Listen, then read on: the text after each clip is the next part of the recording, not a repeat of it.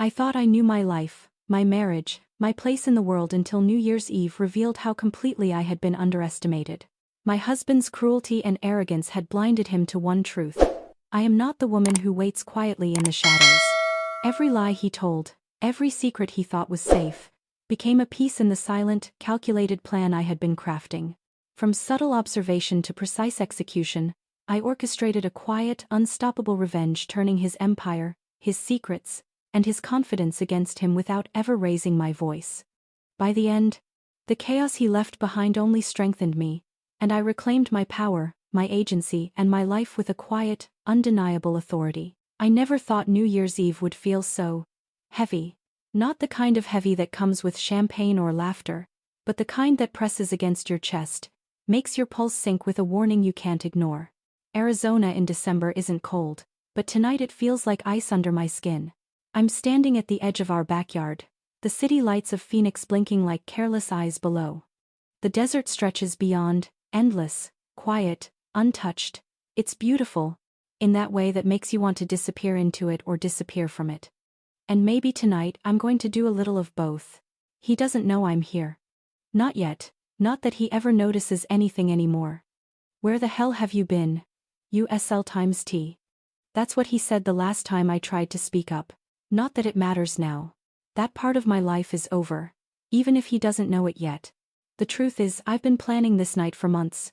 Every gesture, every smile he's seen from me calculated. He thinks I'm naive, compliant, trapped. He has no idea what's coming. And as the first fireworks start to light the skyline, I feel it, the tide shifting. I think about how we got here. Not just the shouting, the insults, the cold dinners where he acted like I was invisible. It was the little things, the way he controlled the thermostat, the way he laughed at my ideas, the way he looked at other women without ever hiding it. All of it, etched into my memory. And every memory is a thread I can pull tonight. I step back inside, leaving the desert behind, and I see him. Of course I do. He's leaning against the counter, a glass of whiskey in hand. Eyes sharp but empty. "You're late," he mutters. I say nothing. I don't need to. My silence is sharper than any knife I could hold.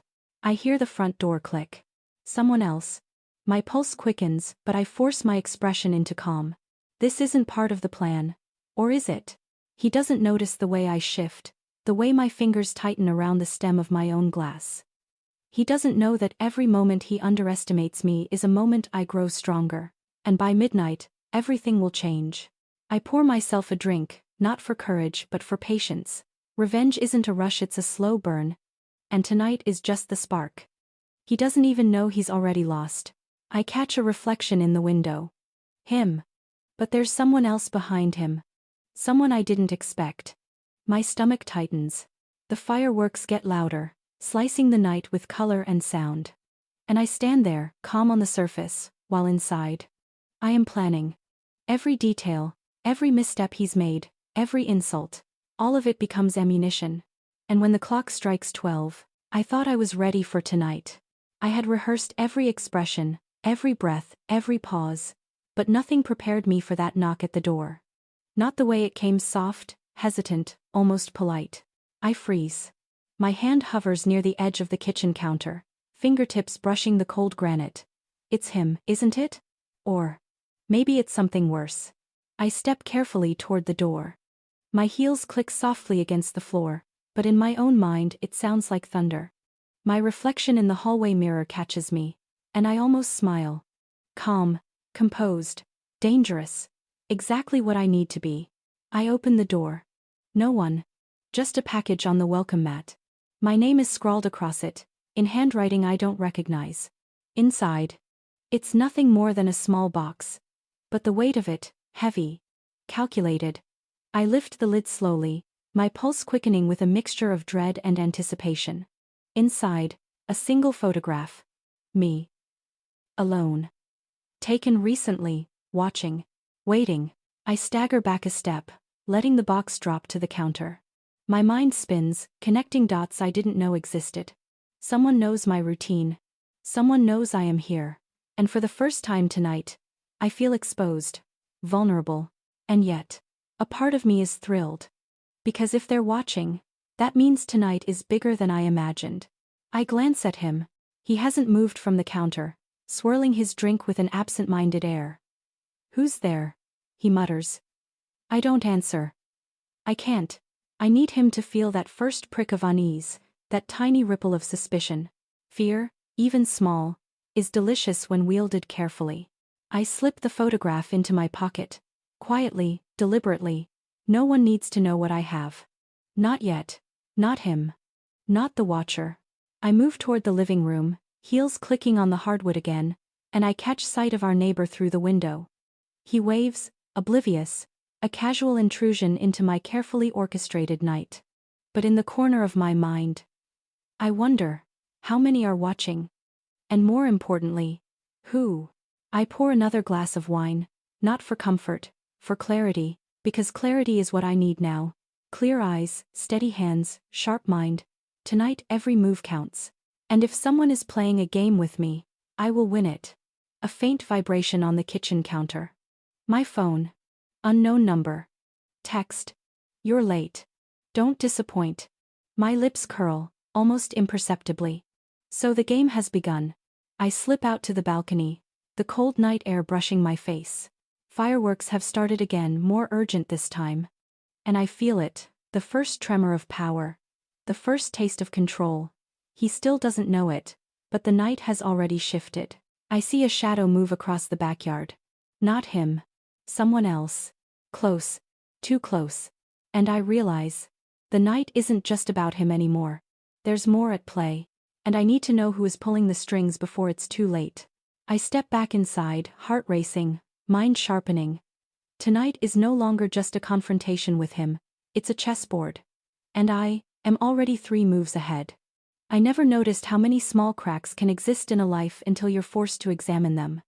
Tonight, every glance, every sound, every silence is magnified. And with each one, the sense of betrayal becomes sharper. He's in the kitchen, nursing his drink, pretending oblivion. But I can see the tension in his hands, the way his jaw tightens when he catches my gaze. That little flicker of guilt, or is it fear, makes my pulse quicken. I check my phone again. Another message. "He's not who you think. Look closer." My stomach drops. Who is this watching me? And how much do they know? I replay every interaction with him over the last few weeks. The way he lingered on his phone. The sudden business trips he took. The nights he claimed to work late, while I sat alone in the dark, pretending everything was normal. He made me believe in safety. He made me believe in us. But safety was a lie. And love. I'm not sure it ever existed. I hear a text notification. This one is different. A photo. Him. With someone else. Someone I know. My own blood boils silently, controlled, precise. This is the first real betrayal I can hold in my hands. Proof. Undeniable. I want to scream. To shout. To shatter everything in reach. But I don't. I sip my wine instead, carefully, deliberately. Because rage without control is a mistake I won't make tonight. I slip the photo into a drawer, hiding it from him. Not because he can't see it, he will. But because timing is everything. And tonight, timing is the only weapon I need. I watch him from the couch, pretending to scroll on my phone, noting the subtle tremor in his hands. He thinks he's untouchable. That's his first mistake. Everyone thinks they're untouchable until the ground shifts beneath them. A knock at the door. Again. This time louder. More deliberate. Not the polite hesitation from before. Someone wants in. Someone wants to provoke. But is it him? Or the watcher? I rise slowly, every step measured, every heartbeat a reminder that control is mine. Whoever is outside doesn't know I'm ready. That's my edge. And edges cut deeper than fists. I peek through the peephole. Not him. Not the stranger from the photo. Someone else. Watching. Waiting. And suddenly, I realize. Tonight is bigger than I imagined. Much bigger. I step back, letting the door remain closed, letting the tension build. Every second they hesitate, every shadow they cast, every moment I wait, strengthens my position. He's blind, and so are they. But not for long. The air in the house feels thick tonight, almost like it's holding its breath. Every sound is sharper, every shadow longer, every movement heavier. And I am aware of all of it. Every creak in the floorboard, Every flicker of the overhead light, every glance he thinks I won't notice. I've started seeing patterns. Small things at first. He leaves receipts in his pocket, checks his messages when he thinks I'm distracted, laughs quietly into his phone when he thinks no one can hear. It's sloppy, careless, arrogant. And arrogance is easy to exploit.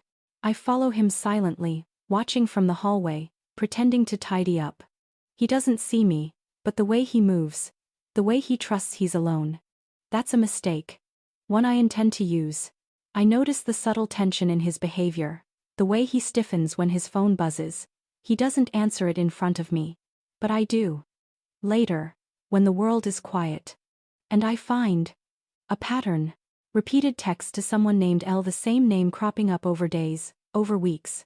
He isn't careful. But I am. I don't confront him yet. Patience is part of my strategy. Timing is power, and I feel the thrill of it, quiet, controlled, intoxicating, because the truth is more delicious when it comes wrapped in anticipation. I think about how easy it is to underestimate a quiet woman. He thinks my silence is compliance. He doesn't hear the plotting beneath it. Every night I watch, every night I wait. I am reshaping my anger into strategy, my heartbreak into weapons. He leaves the house briefly. A meeting, he says. I know better. I watch him go, checking the shadows outside, noting how the neighbors' blinds twitch when he passes. Someone is watching. Someone is part of this game. And now I know I am not just planning revenge, I am preparing for battle. He's back sooner than expected. I can see it in the way he walks, in the tight line of his mouth. Something's wrong. A slip. And I notice it immediately. The first crack. The first hint of vulnerability. I catch him staring at something on the counter, a note he didn't leave. And I realize someone else is interfering. Or maybe someone is warning me. Either way, the night is no longer only about him. I retreat to the balcony, looking out over the city, letting the lights blur into streaks of color. Fireworks continue, but their celebration feels hollow. For me, this night is not about joy. It's about reclamation and patience. Every secret, every betrayal, every misstep is a piece of the puzzle I now hold. And then, a message, appearing on my phone from the same unknown number. He's weaker than you think. But don't trust him yet. My lips curl. This game just became far more interesting. I should have known. I should have seen it coming. But there are betrayals that no one can prepare for, betrayals that leave you breathless, trembling, wondering if your entire life was built on lies. Tonight, I find out just how deep his deception runs. I'm in the living room, pretending to scroll on my phone, letting the wine in my hand warm my fingers. He's distracted, confident, thinking the night is ordinary. But I've seen the texts, the patterns. I've seen the truth. And it's more than I ever imagined. A knock at the door. Again. I freeze. Not with fear. Anticipation. I know who it is before I even open it. Someone he shouldn't be with. Someone who changes everything. She steps inside. The woman from the photos, confident, smug, unaware I'm already aware. The betrayal isn't in her presence, it's in the truth she represents. My husband has been living a double life. And tonight it collapses in front of me. I don't speak. I let the silence stretch, heavy and sharp. Let him see it, the first crack in my facade. Let him realize that he is not in control. The room is thick with tension. I watch them, calculating. Every glance, every subtle movement, every nervous twitch is a piece of the puzzle. I've been betrayed. Yes, but betrayal is only the beginning. Revenge. That is the masterpiece waiting to be painted tonight. He tries to explain, stammering over excuses, trying to make the wrongs seem small, insignificant. But the damage is done. His lies are exposed. And I am already moving 3 steps ahead. I take a glass, not to drink, but to steady my hands. My mind races through every detail, every slight, every moment he thought he could hide from me. This is the foundation of my plan. The first domino. And tonight, the first domino falls. I slip quietly into the hallway, letting the scene play out behind me. My husband doesn't notice my absence. The woman doesn't see my eyes on them. But they will notice soon enough. Because by morning, everything will be different. Heartbreak can be a weapon if you wield it carefully. Rage, when controlled, becomes precision. And tonight, I am sharp. I am focused, I am ready. And he will realize too late that the woman he betrayed has been planning her move from the very start. A note slips under my door. Handwriting unfamiliar. You're stronger than you think. Watch closely. The truth hit like a fist I didn't see coming. And for a long moment, I allowed myself to feel the weight of it. The shock. The betrayal. The disbelief.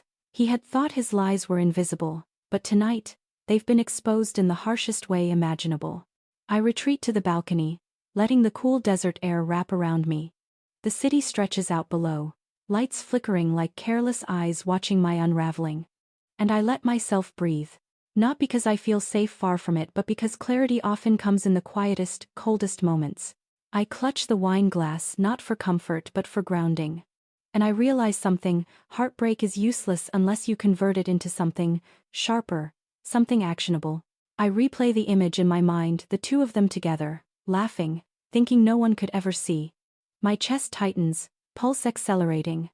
Anger surges, but it's different from panic or rage, it's controlled. Cold. Focused.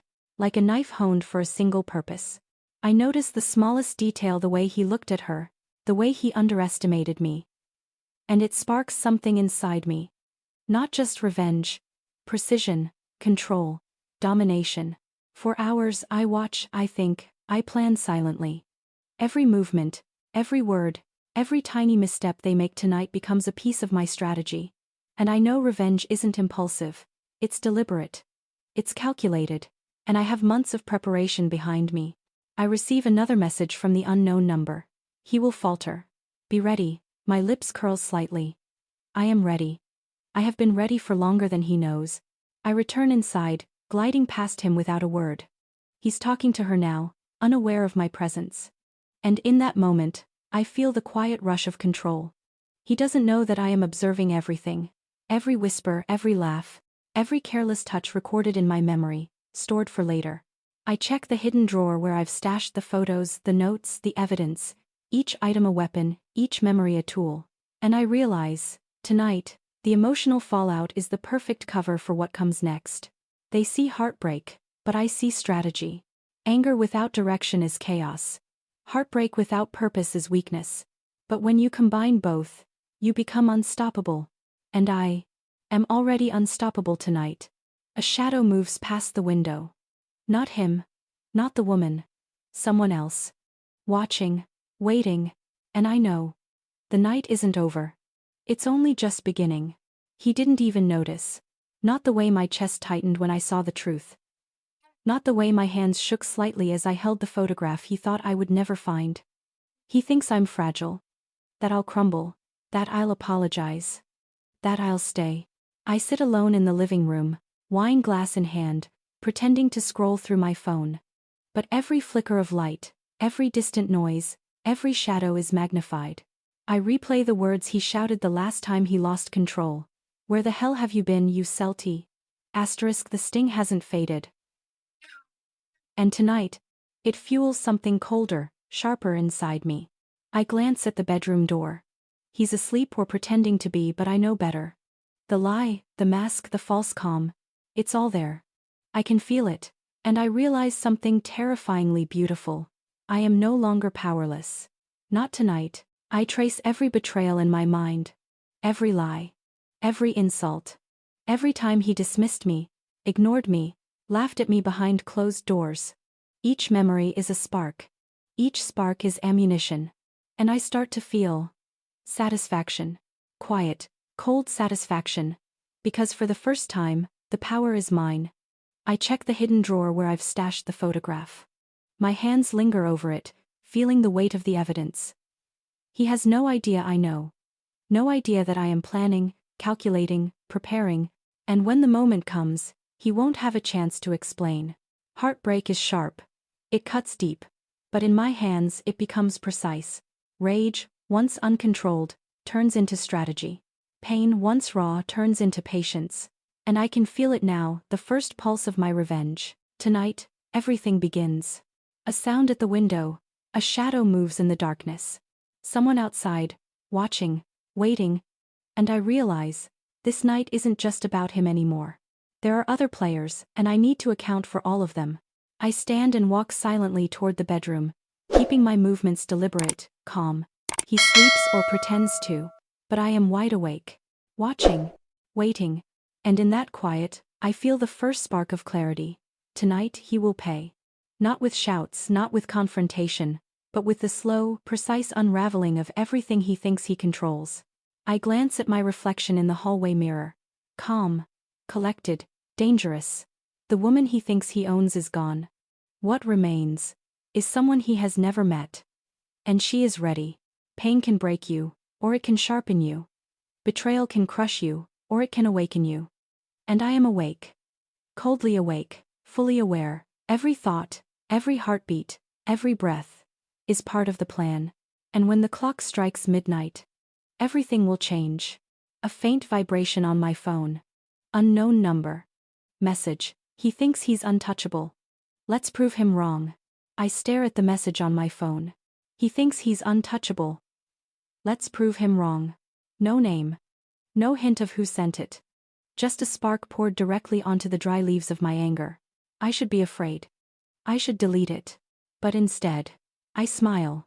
A small, quiet smile that feels like the first step into something irreversible.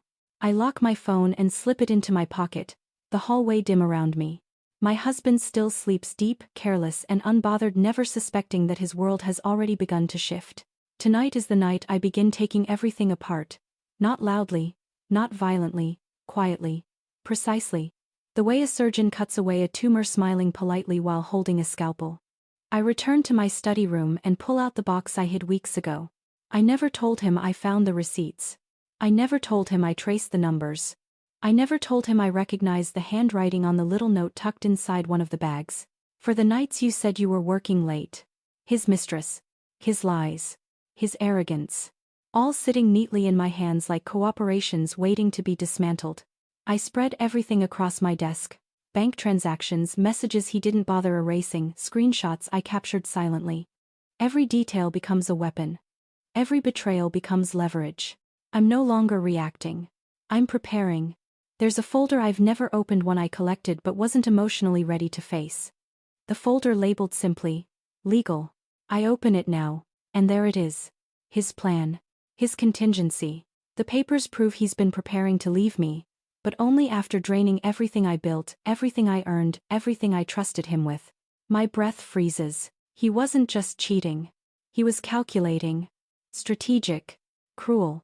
He wanted me to be empty when he finally walked out. But buried in the stack, something unexpected catches my eye.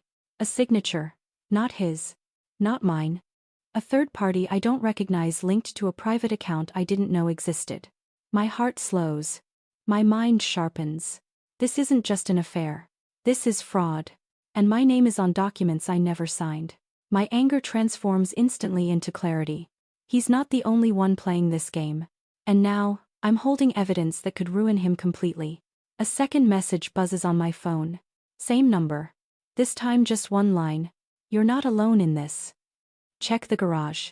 My hand tightens around the phone. The garage?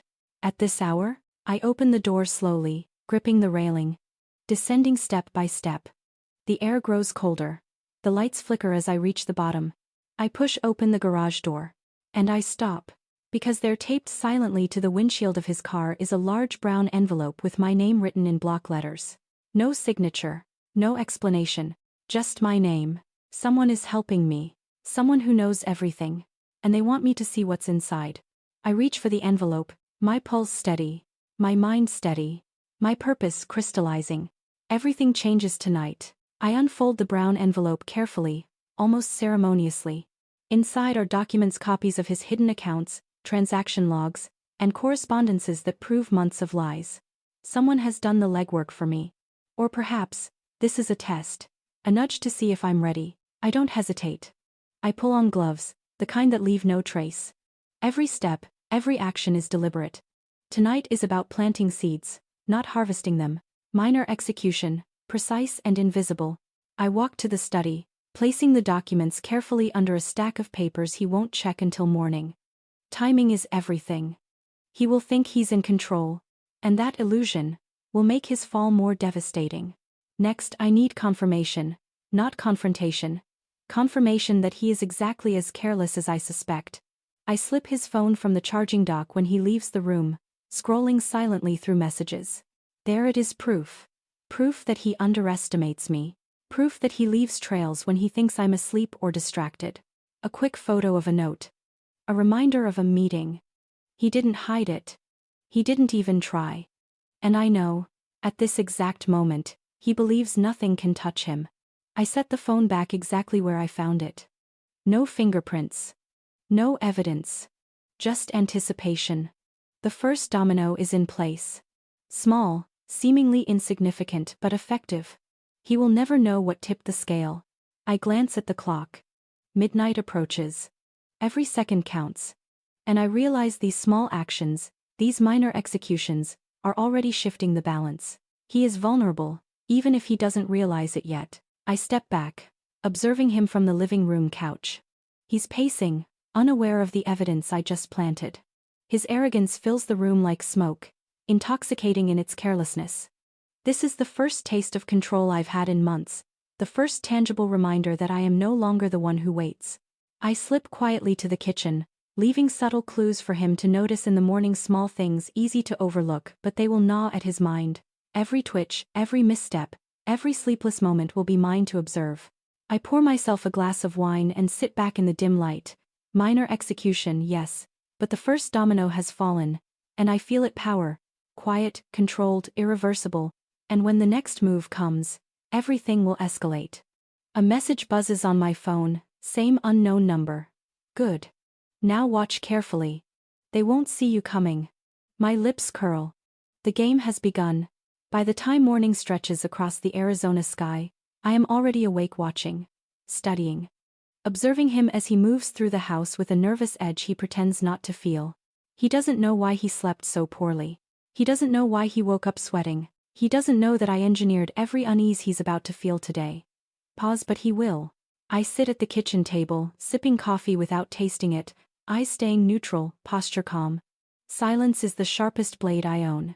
He eyes the items I shifted last night, the missing keys from their usual hook, the slightly misaligned stack of mail, the faint trace of my perfume in his office.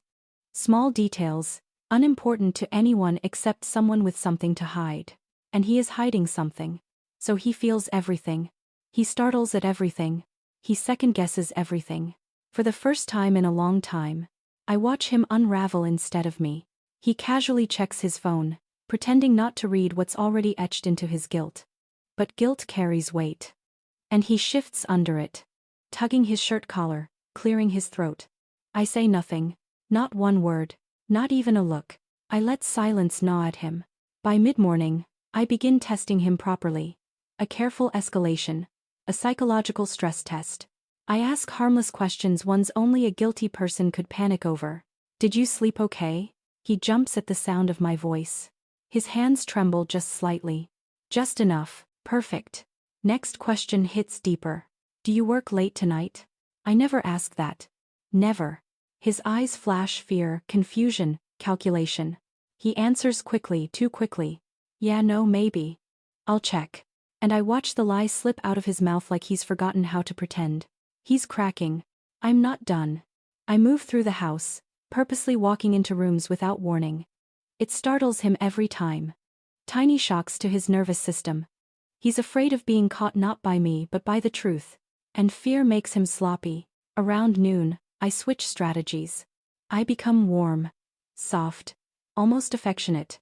He doesn't trust it, which is exactly why it works. Guilty people don't trust kindness, they only trust chaos. He watches me too closely, like he expects punishment disguised as a smile. He still hasn't realized I'm not punishing him. Not yet. The real escalation begins when I place something small, simple, where he can't miss it. His car keys, inside my coat pocket. He comes rushing into the room, breath short. I can't find my keys. I shrug. Calm. Almost bored. Check your things again. They're always where you left them. The moment he leaves, I slip the keys back onto the counter. He returns seconds later, confused and startled. I swear they weren't. I interrupt gently. It happens. He stares at me like he's seeing a ghost. He knows something is wrong, but not what. Not how.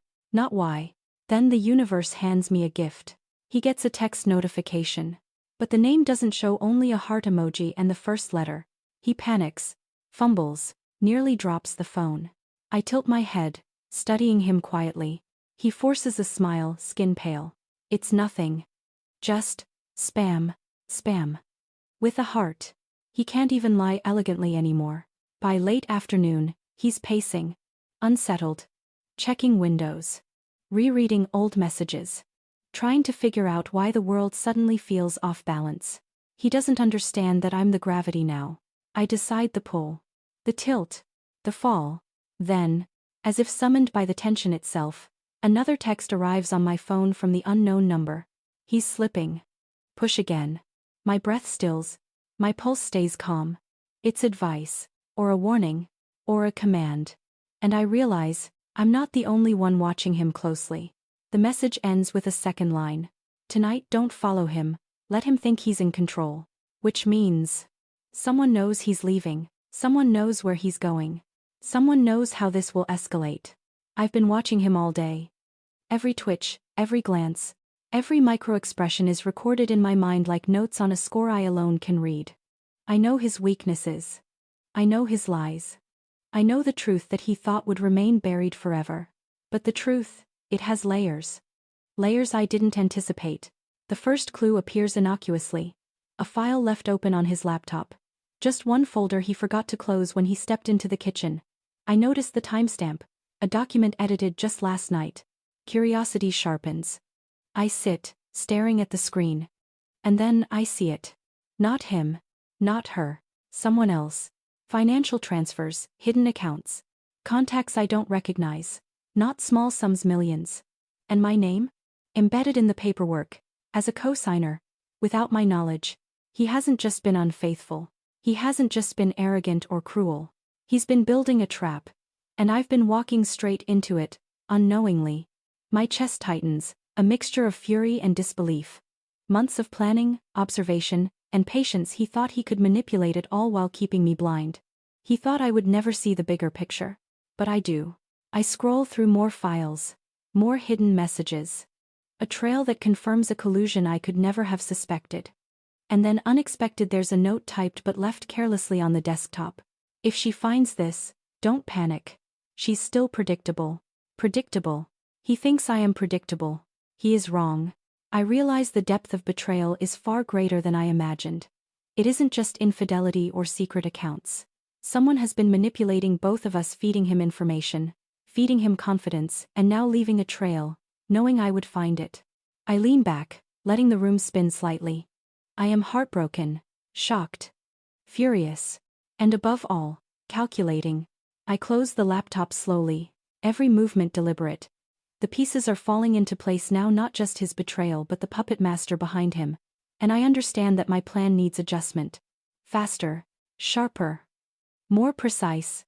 Then my phone vibrates, same unknown number. Message: he isn't acting alone. Watch him carefully tonight. Timing is everything. Timing. Everything. I smile. Coldly. I was ready before. Now, I am unstoppable. By the time dusk settles across Arizona, the house feels different, not because anything has changed physically, but because I have changed. My mind is sharp. My breathing steady. My purpose crystal clear. Tonight isn't about discovery. Tonight is about action. Measured. Surgical. Irreversible. He moves around the living room in a restless loop, pacing like a trapped animal. I don't speak. I don't confront. I let him burn in his own unease. It's the perfect camouflage for what I'm about to do. His laptop sits on the counter. He thinks he closed everything. He didn't. I slip into the study, closing the door silently behind me. No drama, no trembling. Just focus. The kind that comes when the world finally aligns with the truth you refuse to see. In minutes, I extract everything I need: every hidden account, every falsified signature, every email thread involving the mystery third party. I copy them into a secure drive I've hidden for months, something he still believes is just an old jewelry box. This is the moment my revenge stops being abstract. I hear him call out, "Where's my blue jacket? The one I always wear?" He notices it's gone. He doesn't know I moved it. I placed it somewhere he'll look last. And when he finds it, he'll think it was his own forgetfulness. Every frustration, every confusion. It weakens him. And strengthens me. I step back into the hallway, watching the shadows shift across the walls as the sun fully disappears. He grabs his keys, rushing toward the door. His tone clipped. I'll be out for a while. He doesn't say where. He doesn't say with who. He thinks I'll ask. I don't. My silence rattles him more than any accusation could. As soon as he leaves, I begin the real work. The envelope from the garage, the one someone left for me, contains bank account numbers I hadn't seen before. Offshore accounts. Shell companies, transfers labeled with codes that match the files on his laptop. Someone is giving me the blueprint to destroy him. But they're not doing it out of kindness. That much I'm certain of. Still, an enemy of my enemy can be useful. For now, I power up my old laptop, the one not synced to the house network. No risks, no traces, no access points he could ever track. I start with the smallest move, a silent alert to the financial institution tied to one of the fake signatures. A simple request for verification. It's nothing overt. Nothing that screams sabotage. But this little spark will ignite a chain reaction he can't reverse. By the time the request is processed, he'll already be flagged. By the time he notices, it will be too late. I sit in the dim light, the glow of the screen casting shadows across my face, and for a moment I feel lighter. Not happy. Not vindicated. But steady, balanced. Then my phone lights up again. A message from the same unknown number. Good. Step 1 is done. Step 2 begins when he returns. Returns? What are they expecting? What do they know that I don't? I stand and move to the window. His car is gone. The street is quiet. New Year's decorations sway slightly in the weak wind. Something about tonight is different. He's not just meeting someone. He's running toward something. Something urgent. Something dangerous. Something he never planned to reveal. And if the message is right, when he comes home, everything shifts. I look at the clock. 8:12 p.m. The turning point begins in silence. As all good endings do. Ethan doesn't sleep. He paces the living room of the cabin like he's trapped in a shrinking cage. The air feels heavier now that I knows the real reason he spiraled, the truth about the investor sabotage, the years of pressure, the fear that drove him to cling to control instead of connection. But fear exposed is still fear. And guilt exposed is still guilt. By the time dawn stains the windows, he's shaking. Because he knows what comes next. At 9:12 a.m. Ethan's phone lights up with a barrage of missed calls. Then with a sick drop in his chest he finally answers one. Ethan, his CFO says, voice clipped, the board has convened an emergency meeting. They reviewed the anonymous dossier that was sent to them last night. Ethan freezes. I looks up, catching the tightening of his jaw. What dossier? But Ethan already knows. Someone leaked every questionable decision he made during his unraveling decade, cornercut deals, unreported conflicts of interest, internal power grabs. Things that weren't illegal, just ugly. The kind of optics that ruin legacies. A slow, rasping answer leaves him. Everything. His CFO doesn't sugarcoat it. They want you in New York within 24 hours. Ethan, they're preparing a vote. A vote. The kind that ends careers. I breath stills. I thought last night's revelation would be the turning point, raw honesty becoming the bridge back to trust. But now I see the bigger picture. His truth doesn't just shatter them. It shatters everything he built. I tries to comfort, but Ethan steps away ashamed, spiraling. I'm dragging you into the debris of my mistakes, he mutters. You should have never been part of this. But I'm not the woman he pushed aside 2 nights ago. You didn't drag me, I said softly. You told me the truth. Whatever this fallout is, it's yours to face. But not alone unless you choose alone. My words land deep, a lifeline he's terrified to hold. By noon, Ethan receives another call. Not from the CFO. Not from legal. From Victor Hale, the rival executive who's been waiting years to dethrone him. Rough morning, Ethan? Victor's voice oozes satisfaction. Word travels fast. The board seems very open to new leadership. Ethan finally cracks. Did you leak it? Victor chuckles. Oh please. Don't insult me. Your mess leaked itself. I'm simply here to clean up. Click. Ethan's hand trembles around the phone. I hear the break in his breathing, This is no longer a professional blow. This is the beginning of a coup, a dismantling of everything he created. At 4:03 p.m., I checks my email casually only to freeze. A journalist sent me a message. Subject: comment request your husband's executive misconduct. My eyes blur. Another email. And another. Some are respectful. Most aren't. My private life is no longer private. My identity once invisible is suddenly weaponized because of who I'm married to. I close my laptop, heart pounding. The dominoes aren't stopping. They're picking up speed. By evening, social media explodes with threads dissecting Ethan's leadership history. Old rumors resurface. Former competitors speak up. His name trends for all the wrong reasons. I watch as the man unravel. Ethan's shoulders slump, his voice hollow. This is it, he murmurs. They'll strip me of the company, and they'll drag you into the mud alongside me. He thinks he's losing everything. But I see something different. He is being forced to confront the consequences he spent years outrunning. And consequences are the only thing that make real transformation possible. At 8:40 p.m., Ethan receives the final call. The board's decision is made. Tomorrow's meeting isn't a discussion. It's the vote that determines whether he stays at the top of one of the most powerful companies in the country, or becomes its fallen giant. Ethan closes his eyes. Rebecca steps forward. The past he hid is about to decide his future unless he learns how to fight for it differently than before. He thinks he can face me. He thinks that after the board chaos, after the leaks, after the public scrutiny, he can look at me with the same arrogance he once wore like armor. He's wrong. I meet him in the living room. The lights are dim, shadows stretching across the walls. His shoulders are tight, his hands trembling slightly. He avoids my eyes. But I don't flinch. I don't soften. I didn't know how much you knew, he stammers, voice raw. I tilt my head, study him quietly. No words. Not yet. I let the silence stretch. Every second is a spotlight on his guilt. Every pause makes him smaller, less confident. He tries to justify, to explain. It wasn't personal, he begins, but the words falter. Because it was personal. Every lie, every betrayal, every hidden action, it was all personal. All directed at me. I finally speak, my voice low, cold. You underestimated me. You always did. His eyes widen. Shock, fear, and for the first time regret. Rebecca. I hold up a hand. No. I don't need to scream. I don't need to accuse. Every shred of proof, every document, every text, every hidden account I've uncovered already speaks louder than any words I could use.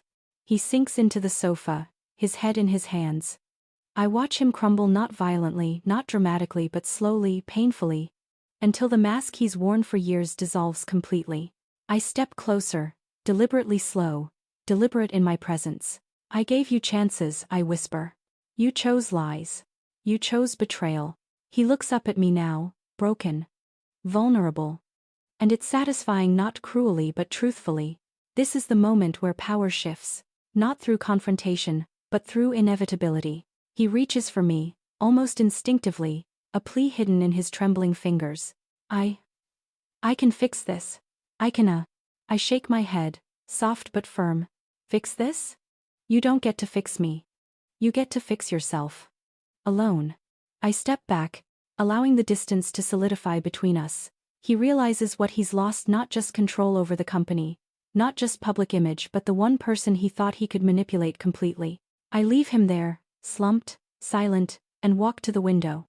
Outside, the city continues unaware of his unraveling. Inside, the weight of years of lies hangs thick. Then I feel it, a subtle shift in the air. The unknown number had warned me. Timing is everything. And tonight, the timing is perfect. I pull out my phone. Another message. He's ready. You are ready. Watch the final act. I smile. Cold, calculated. Not from cruelty, but from clarity. Everything he built. Everything he hid. Everything he thought untouchable, is crumbling. And I am the observer, the catalyst, the one who orchestrated the inevitable. He finally whispers my name. Not with anger. Not with charm. Not with control. With fear. And for the first time in years, I feel the quiet power of victory, without a single word spoken aloud. I thought I understood the scope of his betrayal. I thought I had measured every risk, uncovered every lie. I thought I controlled every angle. I was wrong. A message buzzes on my phone from the unknown number. Check the safe. Now. I hesitate. Not from fear, never fear, but from awareness. The game has escalated beyond even what I anticipated. One wrong move and everything could collapse. I walked to the bedroom safe, the combination memorized weeks ago. My fingers moved deliberately over the cold metal, a rhythm I've repeated silently in my head countless nights. Inside, stacks of documents, another set of accounts. But this time, there's a personal note, written in a hand I do not recognize. He never expected you to find this. You control the final move. The note makes my pulse steady, not quicken. It confirms what I suspected but also reveals something else entirely. Someone else has been orchestrating behind the scenes. Someone guiding me. Someone ensuring that the final domino falls perfectly. It isn't luck. It isn't coincidence. It's fate. And now I see it. My husband's unraveling was inevitable. His arrogance had always been the trigger. But the final collapse, that required strategy I could never have known alone. I gather the evidence, all of it. Every hidden account, every secret transfer, every falsified document. I realize that with this, I don't just end him. I secure myself. I protect my life, my legacy, my freedom. And I know in this quiet moment, the truth, I am untouchable. I walk through the house, every room familiar, every shadow known. I pause at the doorway of the living room. He's still slumped, broken, trying to piece together the chaos he created. I don't speak. I don't need to. I place a folder on the table in front of him, evidence of everything. His empire, his secrets, his lies. A lifetime of arrogance and deceit now rests in my hands, and before he can react, I step back, letting it speak for itself. He looks at me, realization dawning too late. His eyes widen. You did this. He whispers. I shake my head slightly, calm, controlled. I didn't do this. You did. You built it. I just finished it. Then another buzz phone, same unknown number. Step back, let him see it. Let him understand everything. And I step aside. Watch. Observe. For the first time, the scale of what he loses, the weight of his arrogance, and the inevitability of his downfall are completely visible. He slumps further, defeated not just by circumstance but by the truth. By the power he never saw coming, and I feel, not triumph, not glee, not cruelty. I feel control, quiet, absolute. I look out the window at the desert night, cool and vast. The city below continues unaware. I realize this is the final twist, the culmination of years of manipulation, betrayal, and silent observation. The world continues. He falls. I rise. And in that moment, I understand the greatest power of all. Patience, precision, silence. The house feels different. Not louder, not emptier. Just, still. The chaos, the lies, the betrayals, they've all settled into a pattern I recognize. A rhythm I control. Ethan is gone figuratively and almost literally. The public fallout has consumed him. Legal entanglements, board votes, financial investigations. By now, the world has shifted, and I stand at the center of my own quiet storm. I move through the rooms with deliberate steps. Each space a reminder. I am no longer waiting. I am no longer reacting. I am the architect now. The documents, the accounts, the evidence, I've secured everything. Not to punish, not to flaunt, but to protect myself. Every move I make from here on out is mine to choose. The agency I once craved is mine without question. I begin planning my next steps quietly. Investments, personal projects, the little ambitions I shelved while entangled in his world. I am careful, deliberate, calculated, no shortcuts, no compromises. Outside, the desert wind blows across the patio, carrying the faint scent of night blooms.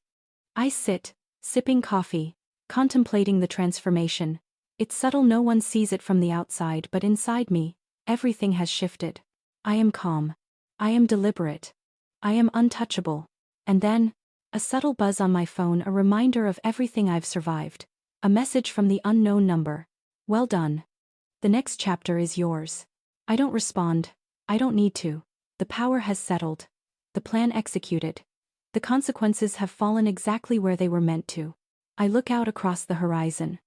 The city stretches far below, lights flickering like distant stars. My life is my own now.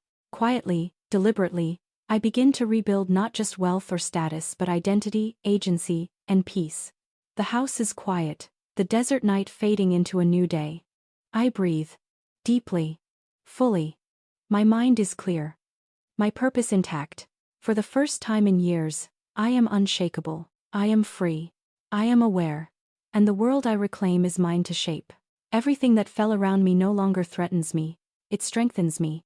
Every betrayal, every lie, every shadow has been converted into fuel. Quiet, controlled, undeniable power. I step back from the window, sip my coffee, and smile softly, almost imperceptibly. The quiet revenge is complete. The rebuilding begins. I sit on the patio, coffee in hand, watching the sun rise over the horizon.